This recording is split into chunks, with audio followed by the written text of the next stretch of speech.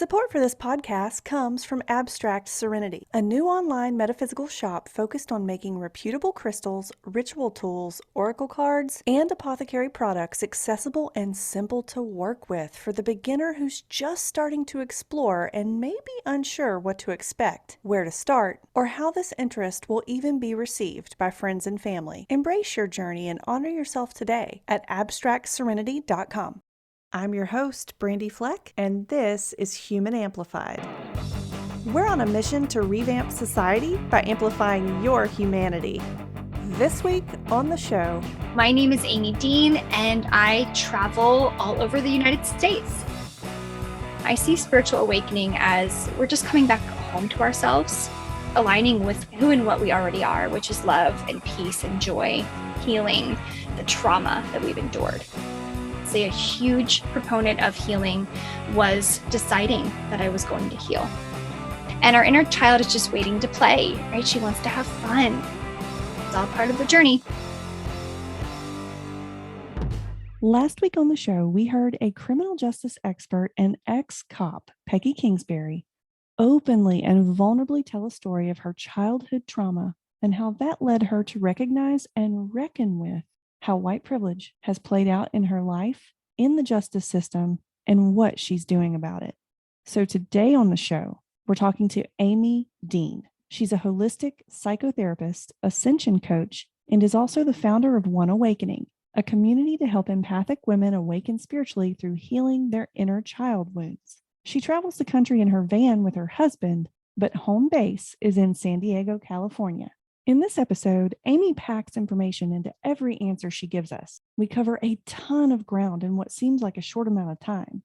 So you might want to take notes to go back and process the complexities of each topic in more depth after you initially listen. Pay special attention to the parallels between Amie's physical life and healing to her spiritual journey. These parallels she demonstrates between going home to your inner self and moving homes, or physically going home from the hospital at a time she feared for her life. They show us how interconnected every aspect of our human existence really is. From this episode, you'll walk away knowing how to start healing your inner child wounds, how to lead with love in your life and open your heart more, even if you're wounded. Exactly what a spiritual awakening looks and feels like in all its different phases. Ways to deal with the hard emotions such as grief and fear that come up during healing and or awakening. The importance of trusting your gut to make decisions, and what specific ego traps are and how to work through them. Today's guest, Amie Dean, has a treat for you. To download her free spiritual awakening guidebook and for all the links mentioned throughout this episode, visit humanamplified.com/episodes/084. You guys, I'd like to welcome Amie Dean to the show today. Amie, I'm so excited to have you here. Thanks for coming on, and how are you doing today? Thank you for having me. I'm doing great. I'm so happy to be here. And, it's one of those things. I know that it's the holiday season, so there's a lot of busyness, but it's also a great time for this, for listening in and reflecting and getting in touch with yourself. So this is a wonderful opportunity. Yeah. And gosh, I think we are going to get a little personal in your episode today with a journey that you've been through. Before we jump into that, can you introduce yourself to our listeners, tell them who you are and what you do? Yes. So I am a licensed certified clinical trauma therapist, and I also am an ascension coach. So I do both, and they're really one and the same in many ways. And essentially what I do is I help clients tap into their inner wisdom. And by tapping into their inner wisdom, they're able to heal their trauma. They're able to heal their wounds, especially inner child wounds. And often that looks like self-criticism that we have, that looks like perfectionism, that looks like, yes, this trouble that we typically have with loving ourselves. And because of that, these are some wounds we need to heal. And I help people, especially women, help women get in touch with those wounds, tap into their inner wisdom, and to permanently heal them so they can lead as love in their daily life. Oh my goodness, that I got chills when you were describing what you do. Can you describe for us just a little bit about our inner child and just go a little deeper about, I guess, what that is? Yes, thank you for that question. This is one of my favorite things to talk about. So, Okay. our inner child is honestly, all of us have an inner child. I think that's an important place to start. And our inner child is simply the young version of ourselves, from very, very young, could be even infancy or, when we were, young children. And that us is so innocent and so playful and so silly and so kind. And just that us is still there, no matter how old we are to this day. And because naturally as human beings, we go through really tough times, we can, collect some of these woundings, is what I call them. And they're really just, difficult memories, traumas that we've endured, any kind of adverse life event. And these create giant wounds throughout our childhood that can almost cloud over this natural joy, right, that our inner child carries.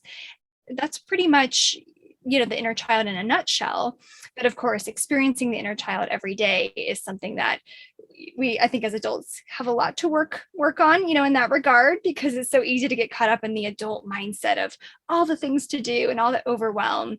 And our inner child is just waiting to play, right? She wants to have fun, wants to do something exciting, right? And meet new people and get out there and try new adventures, and also wants to be loved so deeply in a way that, this inner child hasn't been loved before.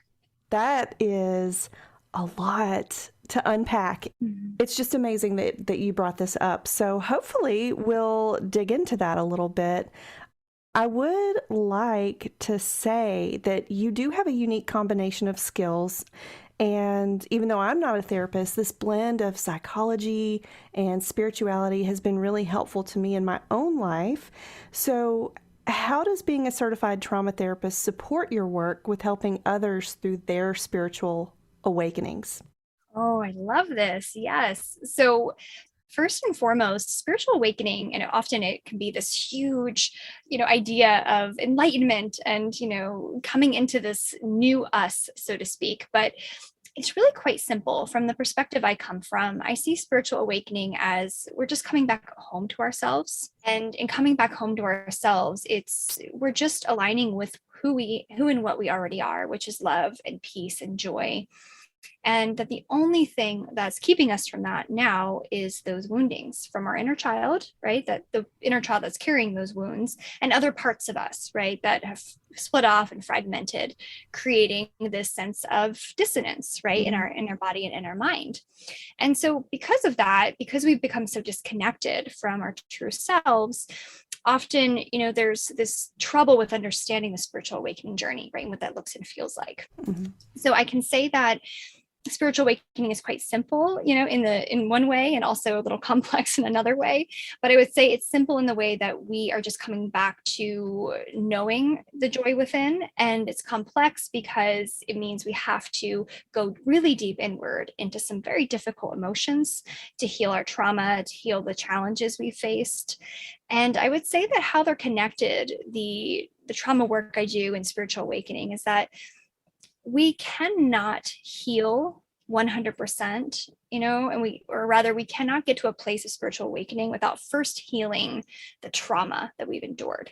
And often it's the dark nights of the soul, right? The challenging experiences we've been through that have been the reasons why we have gone on this path of spiritual awakening for many people anyway, right? It's the hardships that have told them, or guided them rather, to go in that direction and to, practice whatever they need to. Yeah. On that note, to me, like I've oftentimes thought that hitting rock bottom is where spiritual awakening begins. But what are your thoughts on that? Yes, that is an excellent, excellent question. I would say that is 100% true for myself, and also what I've noticed in my clients, that we do have to hit rock bottom. And that is, I think the equivalent of dark night of the soul in some ways, Okay. that we have to get to that place. And from there, we discover that we can't keep going in the same direction, right? We were going before, which I think is a great definition of rock bottom. And from there, the only way is up, right? Or up in consciousness, up in our, in our understanding of who we are. And that's where the power lies. Okay. So if you're at rock bottom and you don't have a spiritual awakening, does that mean, and I don't want to like instill fear or anything like that, but it's like, I feel like if I was having a hard time, I might think, oh, I'm at rock bottom. But if I don't have a spiritual awakening, does that mean I have further down to go? Oh gosh, yeah. I know that would be a really hard thing to sit with. And I would say that not necessarily. I would say that for the most part, right, spiritual awakening does of course happen in its own time. It cannot be forced. There are some things we can do in order to just bring a little bit more of that energy into our daily lives. Like, for example, if you're in a rock bottom state or you feel like, oh, this is the worst I've ever felt. This is definitely rock bottom for me. I'm terrified of not going any higher up, in my life. And I'm just stuck here right at this ground level. Then there are things that you can do, a lot of mindfulness practice, working with somebody, a professional, whether it's a coach or a therapist or somebody that really, or even a good friend, somebody that can guide you out of that dark time is really important. Hmm. But there are some, actual tools too that I can share at some point, during our time together, if you'd like, just to help people understand that even when they're in that rock bottom state, there is always a way up. There always is. And of course, we can sit and wait for spiritual awakening to happen in that state, but it usually won't, right? Because it's one of those things where you're expecting it. It might not come in the way you think it will. So it's it's kind of like a recipe of self-awareness, a bit of letting go. Okay. Right. Also, letting go of expectations and some actionable things as well, right? And stepping into a more mindful practice maybe. And there's some other things that I teach that we can go into later if you'd like. Sure. So the things that you teach, those tools, is that just helping someone embrace their spiritual awakening or sort of go through it, or? Yes. So that's a really great point because there's so many different points, departure points, so to speak, on this journey. And Yeah. for example, I use a pathway back to love process. It's just a simple compassion-based practice in order to work through any emotional triggers. It can be used for when you're rock bottom, at a rock bottom state. It can be used when you're trying to move through the stuckness on your spiritual awakening journey. You're not quite sure, right, why you keep getting stuck in the confines of your old beliefs or old patterns, and you just need something to get you out of that. Mm-hmm. So I would say it's pretty multi-purposed in that way, where it could just be used in many different, contexts. But along the journey, there are 6 different phases that I often talk about. And we all start at kind of this autopilot dream state, right? Where we discover, or rather, we don't discover, but we know people may be in this state too, where they are completely stuck. They're letting life lead them. They're not leading their own life, right? And they don't know how to bring self-awareness or self-compassion or kindness. And typically it could be a dark depression for some, or it could just be, this kind of autopilot life, right? Where you just do what you've always done Mm-hmm. and don't, take account into what your soul might be asking of you. Okay. So if you're typically in a dream sleep state, which I call phase 1, and something really important is that these phases are not linear. You can be in phase 1 and a few months later, phase 3 or 4. So it really just depends. And I would say that phase 1, so that's dream sleep autopilot. Then we move into phase 2. So phase 2 is the dark night of the soul, kind of this existential crisis of who am I?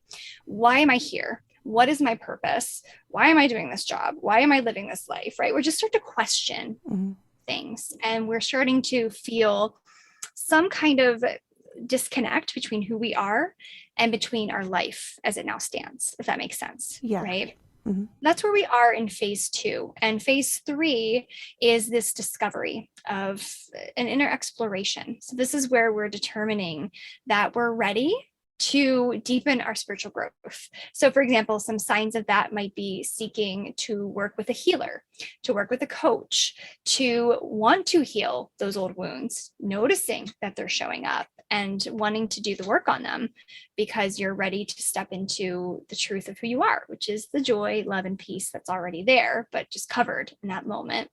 And so, this phase 3 is all about how do I become more fully human, truly, right? Because now I want to look more deeply into my wounds. I want to get more deeply into this understanding of myself as a spiritual being and not just a human being. And there's a lot of opportunity really in this phase, a lot of opportunity for healing. And then phase 4 4 is when we are waking up. And I like to use a metaphor that it's like when you get up in the morning, you open the blinds and the light shines in. And that's what it feels like. It's like all of a sudden things become more vibrant, more vivid in your everyday life. And there's a sense of connection, of intuition, of naturally knowing what to do and how to do it, and not feeling so bogged down by the heaviness of life. So there's a lot more opportunity to understand your mind and not to get caught in it and not to believe every thought you think. And it can become really, really a tremendous growth experience moving into phase 4. And phase 5 is awakened living. So that would be fully, being in the state of spiritual awakening. And how I like to define that in this phase specifically is that we are leading as love. So we're leading with our heart, right? It doesn't mean that we don't feel emotions. It doesn't mean that we no longer have parts of us that are showing up. It just means that we are choosing, regardless of what is arising, not to become enmeshed with these old beliefs, these old memories, these old thoughts and identities. And we're choosing in every moment to live brand new and to lead from our heart. And phase 6 is integration. And that's really just the next step into the process of understanding who you are and creating a unified sense of connection with others. So it's just kind of that next level growth. That's really great. Thank you. Can you describe for us what it means to lead from your heart? Yes, absolutely. So to lead from your heart means that you are, it's more of a feeling based, but it's maybe thinking of it this way. If you're a parent or you're a pet owner or you have anyone in your life that you truly love and care about, right, there's a certain special feeling you get, right, when you're around them. And when, of course, there isn't a maybe anger or any other parts of you showing up in that moment, if you're with them fully, and, a smile just comes to your lips when you think about them. And it's just kind of that natural openness that you feel. That's the love that we can expand out to reach everybody, right? And connect with everybody. And that would be leading as love is kind of getting to know that feeling within you. What is it like when my heart is open? What is it like when my heart is closed? And when our heart is open, we are naturally more vulnerable. We are naturally more caring. We are naturally more compassionate with ourselves and others. And so leading as love means that we are taking that compassion that we either have for ourselves and also for others, and we are being like that in the world, right? So we're taking that to the world. So maybe it's smiling at a stranger in the grocery store, right? Even though maybe there's parts of you that are having a hard day, right? So that would be leading as love. It would be noticing an inner child trigger within you. Maybe somebody said something hurtful and your inner child is feeling really sad and really upset in that moment. And so it would be coming to your heart, placing your hand maybe on your heart and giving that little girl within you or that little child within you some love. And being with that child in that way. And that can be profound. It might take a few minutes for some things to shift in your body, but that's leading with love, right? So it's for yourself and for others. And then soon you notice there's no distinction between the two. Yeah. In that way. Yeah. Okay. Yeah. Ooh, I like that explanation. Thank you for that. Yes, absolutely. I know there's a lot to it for sure. Yeah. Well, okay. I know that spiritual awakening can be difficult. Like you've mentioned, it's facing difficult emotions that are deep inside. And I know you've been through a spiritual awakening. Can you sort of take us through the details of your journey? Absolutely. Yes. And I know I always think about this and try to find the very beginning, like where did this really start for me? Because if we start from just very young, I would say even when I was a young child, I've always been an empath, a highly sensitive person. And so I've always kind of been a sponge for people, if that makes sense, right? I've always taken in emotion and always had this like sensitivity. I wrote a lot of poetry growing up and just trying to sort through what I was feeling and what was coming up for me. Okay. And realized that it was not helping in the way that I had hoped. And so I was struggling with a lot of anxiety and, off and on in my life, depression, but mostly anxiety was, pretty crippling for me as a teenager. And I discovered as I was growing up that I needed to do something. I felt like I knew I was going to be a helper. It was an important role that I was going to play. I didn't know what it looked like, but I also knew that I needed to do a lot of my own healing. and that I didn't really know where to start at that point. So I did, begin seeing a therapist in my teenage years, and that made a big difference. And as I was going through this process, I discovered, okay, meditation is the way. So I'm going to try meditation, I'm going to try yoga. I was probably, give or take 19 or 20 when I really gave it a good try and began meditating, going to retreats, giving as much attention to my spiritual growth as possible. And at the ending of a very difficult relationship at this time of my life, I had my first glimpse of awakening. We'll say this was the very beginning of it for me.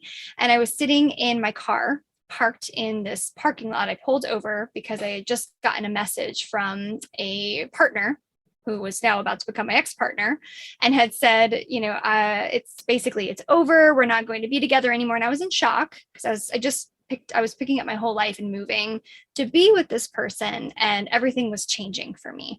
So I pulled over in shock and in fear and started crying, and it's raining and I'm crying. And it's one of those moments, right, where you're like, oh gosh, rock bottom, right? I'm heading to that point now. And from there, I had the most interesting, it's like so hard to even pinpoint, but I was looking out the window, watching the rain drop from the windshield. And I just got this feeling inside.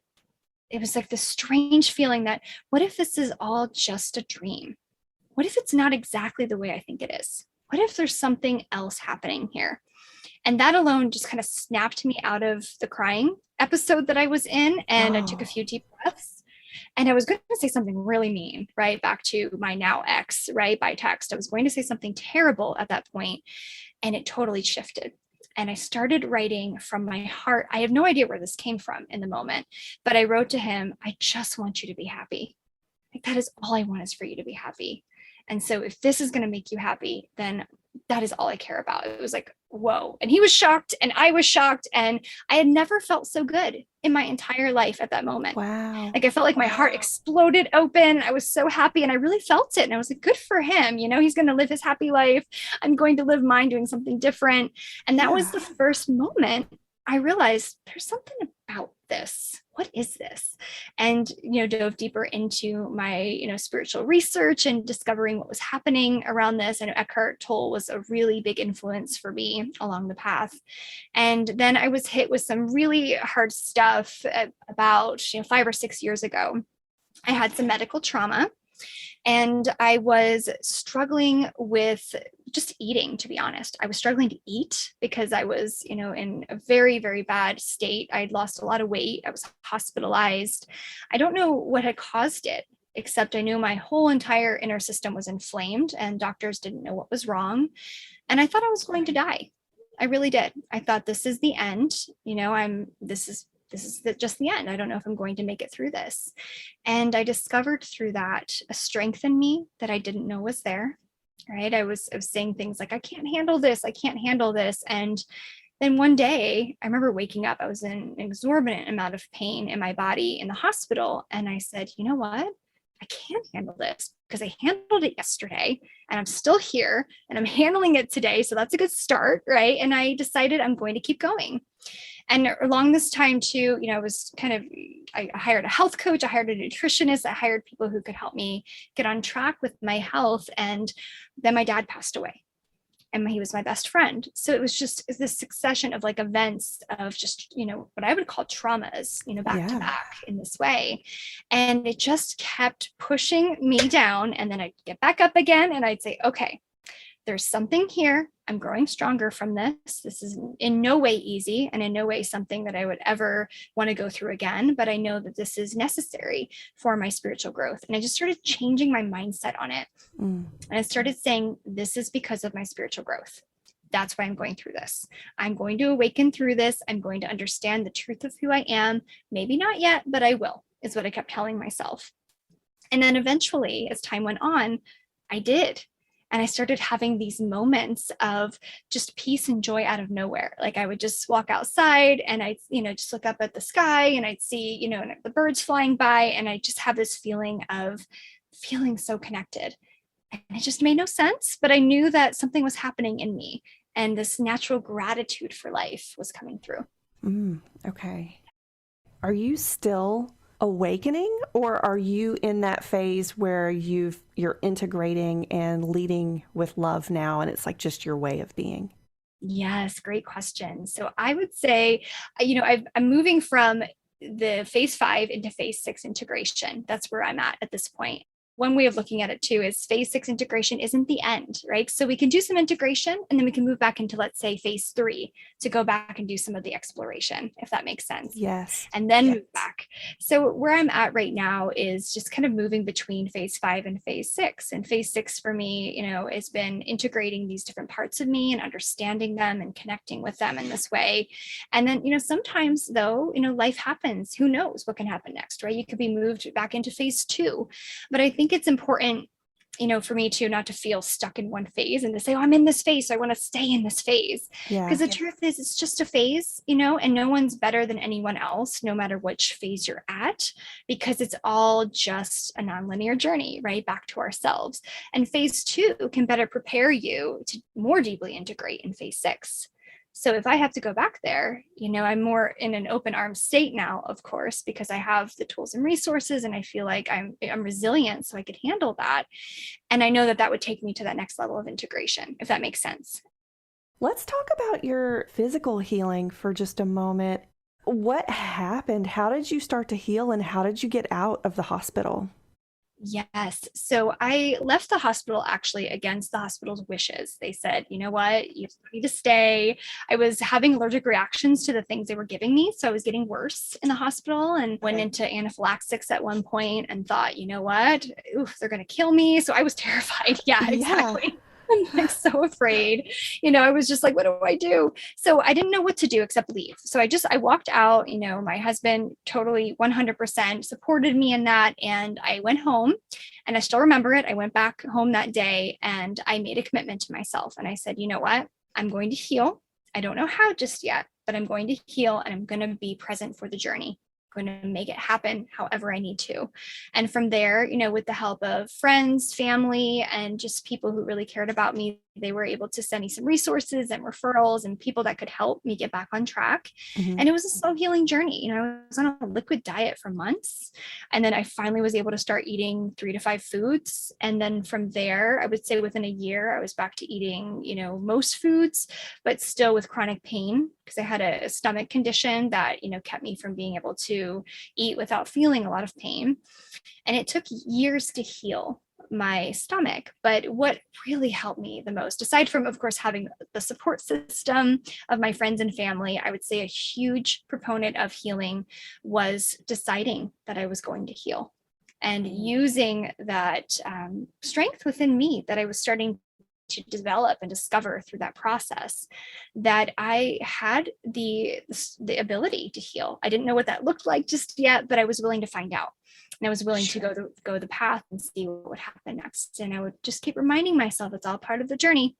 It's temporary, it's impermanent, and eventually it's going to get better. And now I look back and I did it. It's one of those things, right? You look back and you're amazed that it even happened in the way it did. Yeah, that is really amazing. I'm your host, Brandy Fleck, and this is Human Amplified. It's time for a quick break, because when you're staring down the beginning of your own personal ascension, you need various types of support. Maybe you don't know where to go for that support or what that even looks like. Maybe you're so busy you can't fathom how to embrace a spiritual path. Or maybe you don't know if it's the path for you and need to overcome fear of judgment for loving the metaphysical. That's why I want to tell you about Abstract Serenity. This little online shop based in El Paso, Texas, wants you to know that loving the metaphysical doesn't have to be time-consuming or complicated. They're committed to helping you embrace your journey and honor yourself through an intentional variety of reputable and beautiful crystals, ritual tools, oracle cards, and apothecary products. I personally love carrying my crystals from Abstract Serenity in my purse and rotate them out on my desk and nightstand too, depending on what kind of energy I need in the moment. Simple as that. Shop abstractserenity.com today to find the serenity in your abstract. Now, back to our discussion with Amie Dean, certified trauma therapist, ascension coach, and founder of One Awakening. We're in the middle of talking about Amie's own spiritual awakening and inner child healing. I feel like we all need to be reminded of our ability to heal, and especially in these long-term situations where it's hard to see, like, is this ever going to end? Is this really just temporary? So how did you deal with those feelings that came up? Did you ever just feel like this is going to take forever? Like, Oh yeah, I'm with you. Yes. So I would say that I was in phase 2, dark night of the soul, for quite a while, in this process. There would be some days where I'd feel like I was coming out of it. And then, a friend would call and say, "Hey, do you want to go out for lunch?" And then I'd fall into a puddle of tears and like, "Oh, I miss doing that with you," but I knew I couldn't. So there was a lot of grief that I had to contend with. I had to work through the loss and the grief of the things I enjoyed and the identity of who I was around that, because we find comforts in food. We find comforts in routine and the certain things we do with friends and family. And especially the holidays were really tough at that time. And so there was a lot of ups and downs. And I can say that I absolutely, had to embrace the grief that was coming up in me. And it was not an easy task. okay. So I think that's what kept me in this kind of phase 2 for a while, was this knowing that the grief was so intense and the pain was so intense, especially with the loss of my dad, as I was still healing my physical body, during this time. Mm-hmm. I recognized that it was just something I had to do. I had to sit with it. I had to be with it. And it was almost like an experiment for me to see what happens, because I didn't know anybody in my life at that point, actually, aside from my dad, who had been through so much physical pain and problems himself. But he was, in many ways a mentor for me in this, because he always kept a smile on his face and he tried to move through it, even when it was tough. And I just thought about him. And I was like, I know my dad would be strong. I'm going to be strong. And it made me feel really in tune with my own strength. Okay. And so it helped me get out of phase 2. Now, it took a while, but I would say a good year or more before I was fully out of phase 2. I was kind of, flittering between the other phases a little bit, but it was a long, dark night of the soul, kind of like a dark year of the soul. One other emotion that you've brought up when you were describing this journey is fear. Like when you were in the hospital, you feared for your life, all of these things. And I sort of want to connect this to ego, because I know you talk about ego traps as well. Sometimes it's hard to tell when fear is helpful, or when it's harmful. So can you sort of describe your journey with fear and how you dealt with it? Exactly, I would say what keeps us in these lower kind of consciousness phases, right? Like phase 1 and phase 2 is fear of change, fear of growth, fear of loss, right? I mean, these are some of the deeper fears that we carry. And so my biggest fear was the fear of death. And it was something I was really sitting with and recognizing that it was something I hadn't actually faced before, in my life. And this fear of the truth, anyway, that life is impermanent. And because, we know that on a conceptual level, but it's so different when you're actually sitting in it and you're looking around and you're realizing everything's changing in every moment, including me. And so for me, it was the fear of what's going to happen next. How am I going to survive this? And how scary is it that I don't know? Kind of thing. And so sitting in that fear definitely took me on a long journey of inner discovery. And I would say that's really where wisdom comes in, though, I think, is when you can sit with fear and you allow fear to be there without trying to change it or make it happen. Insights come in, right? You can start to become more connected to your intuition. I know on one hand, we always think fear is, as you mentioned, right? Sometimes it's an ego trap. Sometimes, it's actually guiding us towards a certain direction. But I would say fear is always a message. It's neither good nor bad. It's just a message that something in our body, something in our system is disconnected from the whole, disconnected from our highest source, right, as our higher self. And, I would say that's a little different from, like, for example, if you're standing on the edge of a cliff and you're about to fall over, that's different than this fear of the future, for example, of what if this happens? Like in my case, right? Because mine was, of course, the fear of what would happen because of what I was going through, but because I wasn't actually dying, right? It was more of this perceived fear of what could happen in the future. Oh, okay. I like the differentiation you made there, which I think is really important, is that sometimes you might think you're going to die, but you're not actually dying. There is a difference there.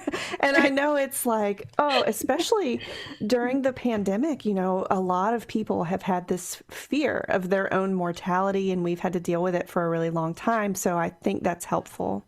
As I think about it with COVID, oh my goodness gracious, right? There's been so much loss, so much fear, so much concern about the future. And yes, there can be this feeling of now what? Where do I go from here? And it can be terrifying. You made a decision though, and you had that fear and you decided, well, I'm just going to leave. Was it like a snap decision, or did you think about it? How did you make that decision? Yeah. Oh, I love it. So it took me a while to make the decision. I am not a quick decision maker by any means. I'm going to sit with it, stir with it, imagine what could happen with it, kind of thing. I totally feel that. Yeah. Yeah. So that was me. I was sitting there in the hospital bed, hooked up to the IVs, and I remember, my husband was so great. He was coming and going every time, he was done with work, he'd come and be there with me, he'd sleep overnight with me. And he was just supportive. He's like, do whatever you need to. But he wouldn't tell me what to do. On some level, I wanted somebody to tell me what to do. Yeah. It was so hard to make that decision. And, at that point I had had at least 2 or 3 allergic reactions to different drugs that they had given me. I'm a very, sensitive person. So I have a lot of, physically speaking and emotionally speaking. So I think I just responded differently to these things. And I almost feel like, before I get into the decision on an emotional level, maybe I think my body had already made a decision. This is not for me anymore, if that makes sense. And that's why it was kind of almost like it was rejecting the things that they were giving me. So my body was almost saying, I've made this decision. We're done. We're not doing this anymore. And then I think it just took a while for my mind to catch up at that point and to recognize that this is more harmful than helpful for me in the situation. They didn't know what they were doing. They were trying their hardest, and I can understand that piece of it. But I knew at that point intuitively, it was like that nagging, gnawing feeling in my gut. Yeah. And it was saying, you're not going to get better here. You've got to go home. And I know this is hard because I went to the hospital because I didn't know what to do. And and then I left still not knowing what to do. It's so unlike me. I didn't have a plan, didn't have anything in place. But what helped me make the decision was this gnawing feeling within me. It's like I knew that if I didn't follow that, if I didn't pay attention to that, I would just have another allergic reaction. And there was that fear as well around, what if I did?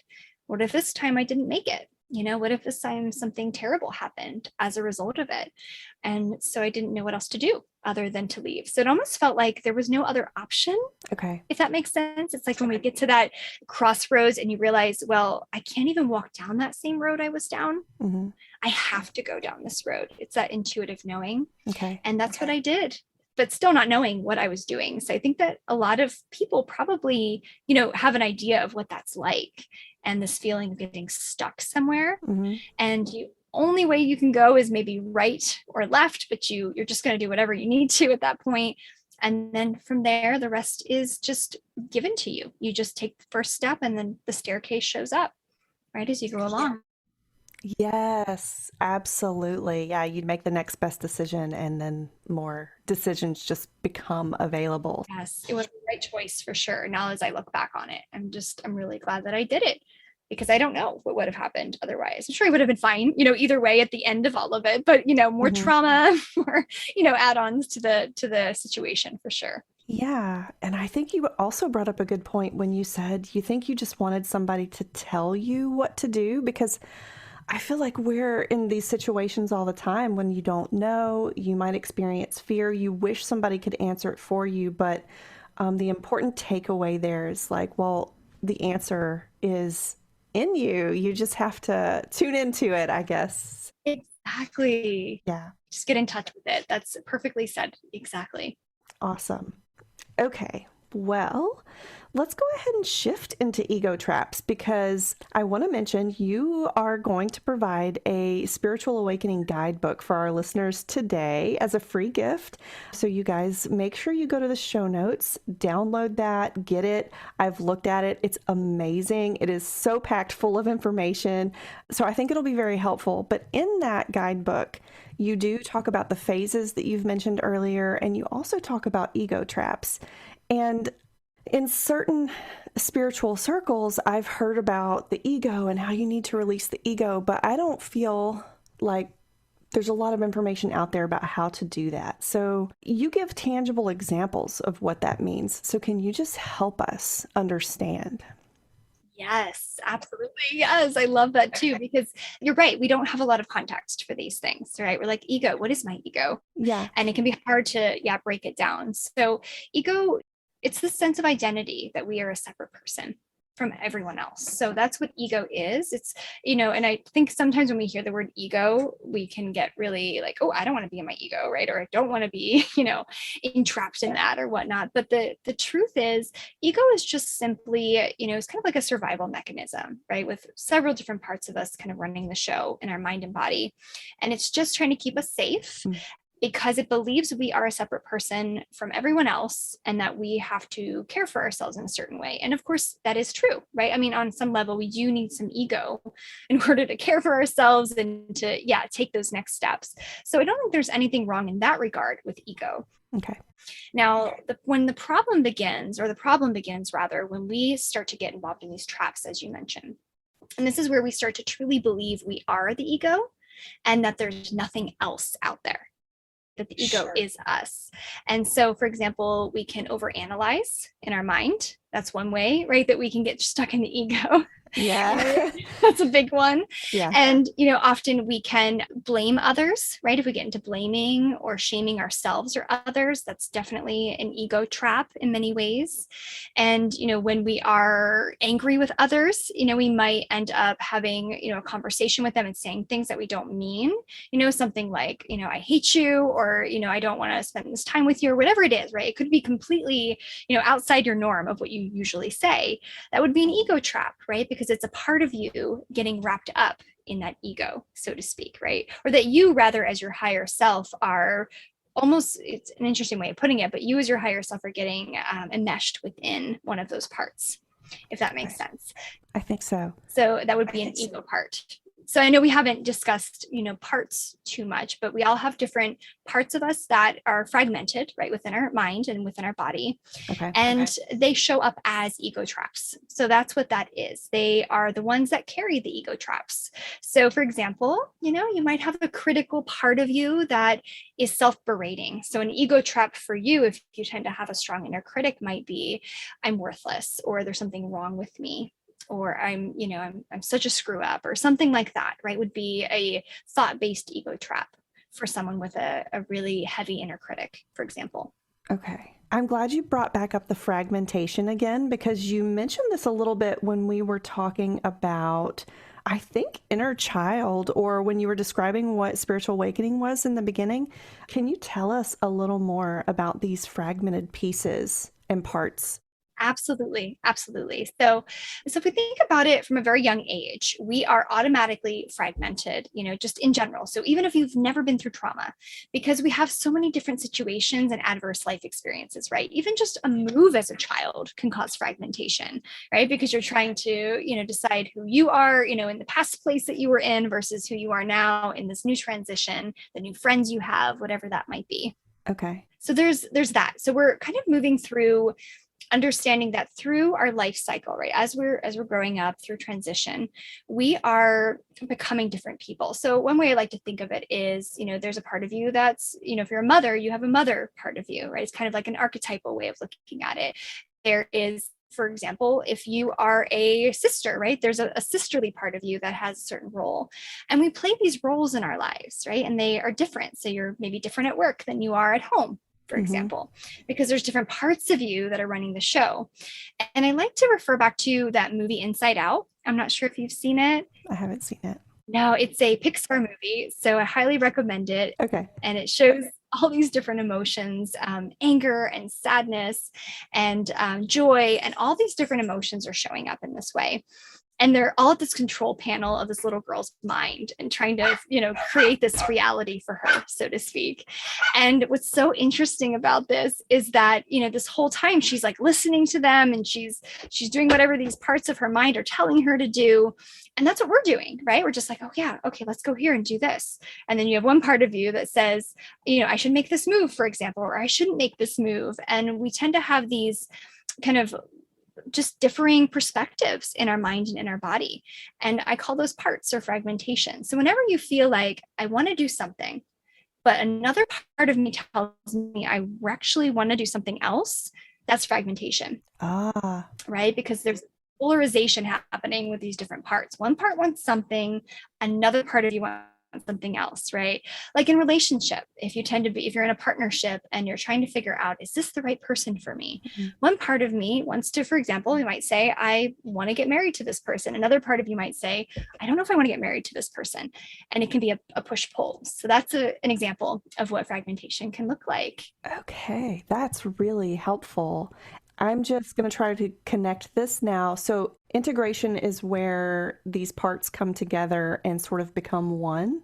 Yes. So that's absolutely a big way that I look at it. So a couple different ways it could happen. So one, they can come together and become a little bit more of in a healthier role, for example, right? Like an inner critic wouldn't berate you anymore. It might just guide you towards reminding you not to do something because that hurt you in the past, as an example, right? Oh, we shouldn't do that again.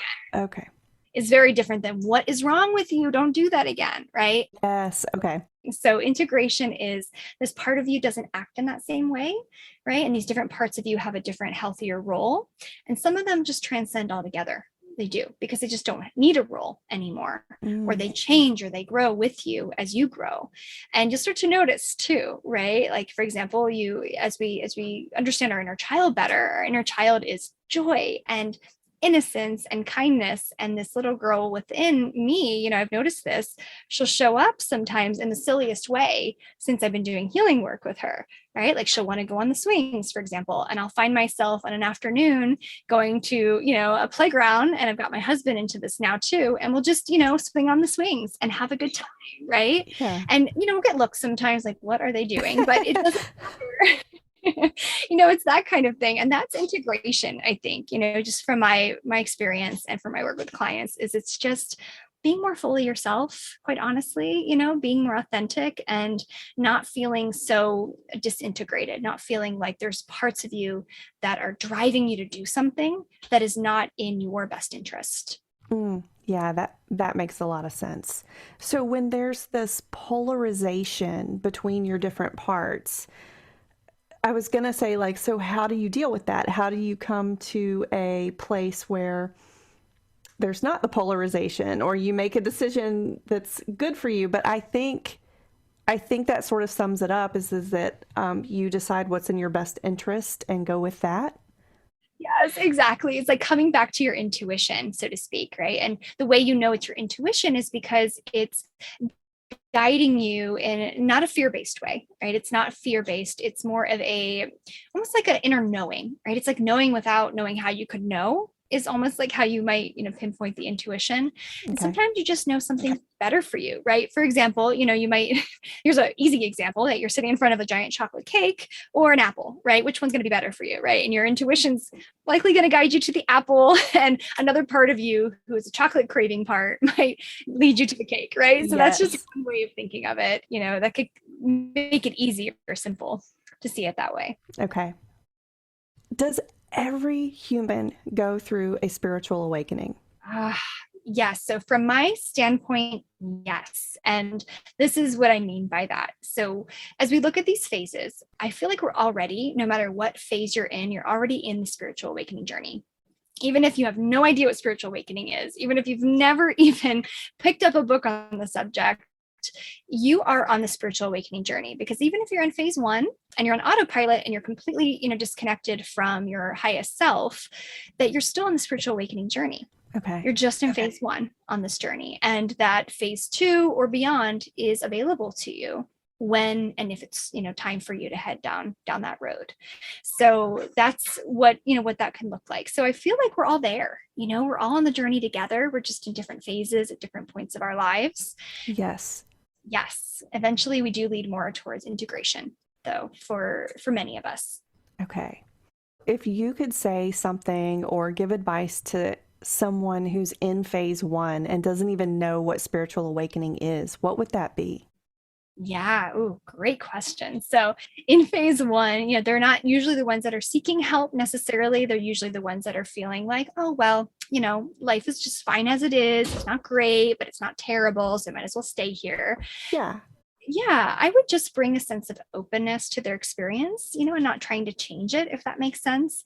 And just offering my, experiences of what it's like being in that phase, what it feels like, and see if they can find some commonality, because commonality can help us come together, right? If we can find some things that we have in common, some interests, some, ways that we've both been in that stage together, right? Or that phase together, right? It's like, oh, I was there when this happened, for example, right? And then that person can connect with me in that way, right? And understand, oh, you're not trying to get me to change, because people in phase one, they don't want to change, Mm-hmm. right? There's kind of a safety to being in phase one in some ways, right? Because getting out of phase one means you have to feel stuff, and often some pretty hard stuff, right? Mm-hmm. So, I do have some clients, who are deeply depressed, or they'll come to me, just out of, for example, my spouse told me I'm supposed to come to therapy, so now I'm here, or something like that, Yeah. or coaching, or whatever it may be. And I'll just be totally, open to their experience, and leading with love means for me, when I'm with them, that I'm just walking the path.